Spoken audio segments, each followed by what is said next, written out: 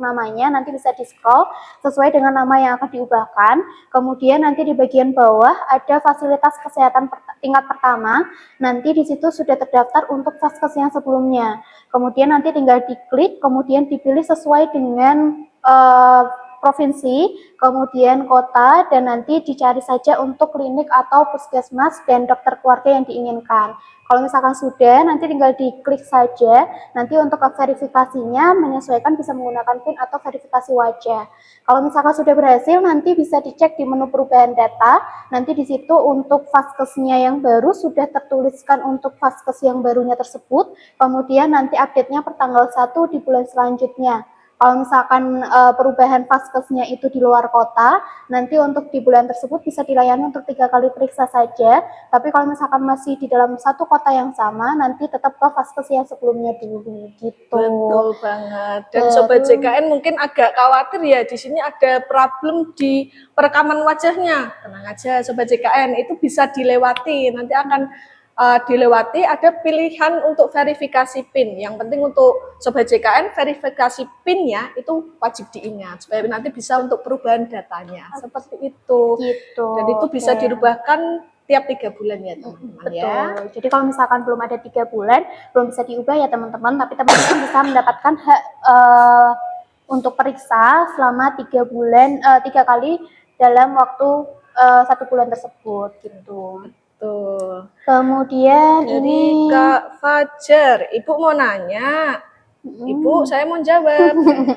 BPJS Mandiri. Oh iya, Ibu. Oke. BPJS Mandiri apakah bisa pindah ke BPJS pemerintah?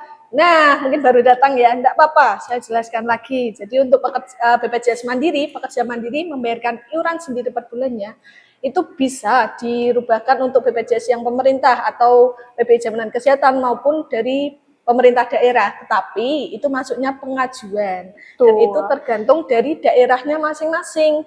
Kalau untuk Kabupaten Semarang bisa langsung ke Dinas Kesehatan Kabupaten Semarang, itu pengajuannya ke situ. Tapi kalau untuk KK Kota Salatiga itu bisa langsung ke Dinas Sosial Kota Salatiga.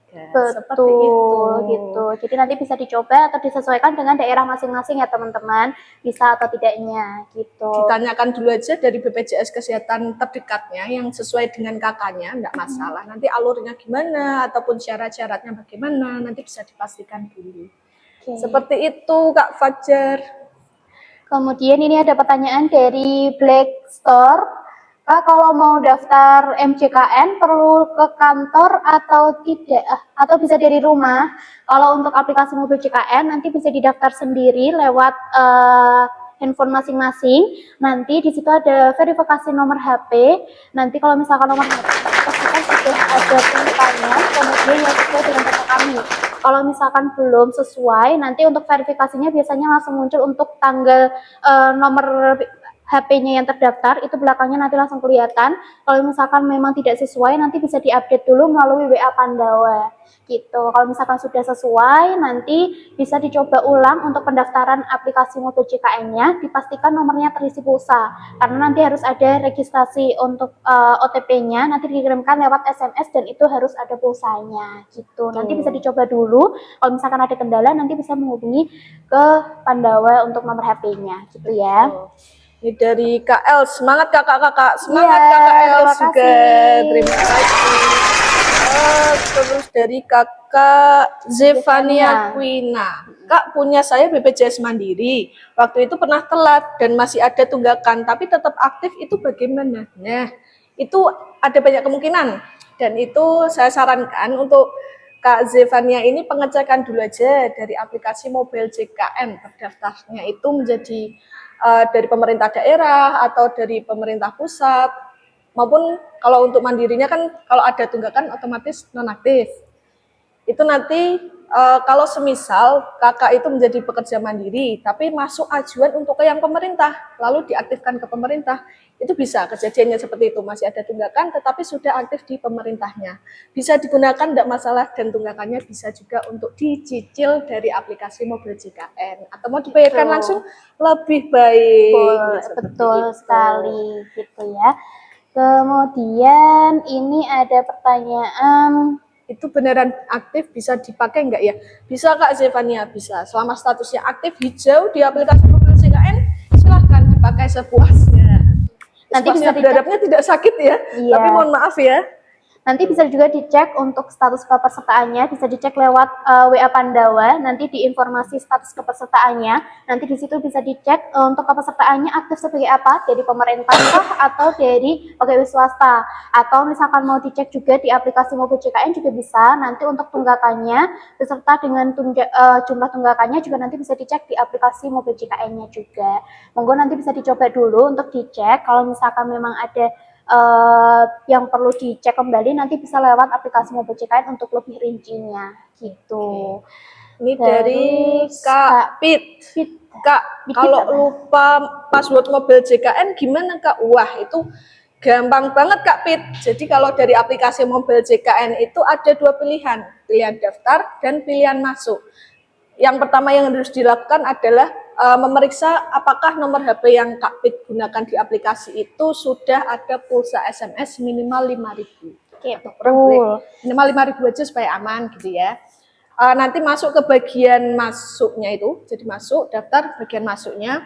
Di bawah sendiri nanti ada lupa kata sandi, itu nanti dipencet aja, diikuti aja. Yang penting sudah ada pulsanya, nanti bisa untuk perubahan kata sandi. Nanti kalau kata sandinya sudah berubah, baru masuk ke awal lagi menggunakan kata sandi yang baru. Itu sudah bisa untuk masuk aplikasi Mobil JKN. Iya, betul. Atau misalkan sebelumnya untuk alamat emailnya sudah pernah didaftarkan di aplikasi Mobil JKN, itu juga nanti verifikasinya bisa pakai alamat email. Yang penting alamat emailnya sudah sesuai gitu ya. Lanjut, ada lagi Kak. Lumayan banyak ya Kak, ini. misal dari pembayaran mandiri ke PBI gimana Kak? Ya, tadi sudah dijelaskan ya. Kami jelaskan lagi, tidak capek-capeknya kita ini menjelaskan ya teman-teman ya. Demi Sobat JKN untuk Betul, Indonesia betul. sehat. Ya. Pembayaran mandiri mau ke pemerintah atau yang PBI Jaminan Kesehatan maupun yang daerah itu pengajuan dulu ke Dinas Kesehatan kalau kakaknya Kabupaten Semarang, dan ini tergantung di daerah masing-masing ya. Iya, betul. Nanti pengajuannya bisa berbeda-beda, bisa ditanyakan dulu ke BPJS Kesehatan terdekat sesuai dengan kakaknya. Nanti untuk alurnya bagaimana ataupun syaratnya apa saja. Kalau memang nanti di-approve dari pemerintahnya, itu sudah Ya. itu Gitu. tapi nggak harus pengajuan dan harus di-approve dari pemerintahnya. Seperti itu. Kemudian ini ada pertanyaan dari Kak Ini banyak Galirmon banget ini yang Quiz. menanyakan ini. Iya. Kita jadikan satu aja ya ini ya. Nanti dikasih rangkuman ya ini. Pemutihan yang Buat nunggak. menunggak, Waduh, gitu. ini lagi heboh-hebohnya nih lagi teman-teman. banyak-banyaknya ya. Wow, gimana ini Mbak Radwa? Kalau terkait dengan hal ini ya teman-teman, mungkin untuk dari BPJS Kesehatannya sendiri kita masih menunggu terkait dengan kebijakan atau keputusan dari pemerintahnya melalui peraturan presiden. Jadi untuk sementara ini ya kita belum mengetahui terkait dengan alurnya seperti apa ataupun apakah nanti ada persyaratan atau tidaknya. Nanti kita tunggu dulu terkait dengan peraturan presiden yang dari pemerintah pusatnya gitu. Betul. Jadi untuk sementara ini ya teman-teman kalau misalkan memang masih bisa untuk dibayarkan, nanti bisa dicicil atau bisa dibayarkan secara langsung melalui kanal pembayaran yang terdekat, bisa melalui Indomaret, Alfamart atau kantor pos, atau bisa juga melalui M-Banking gitu. Gitu.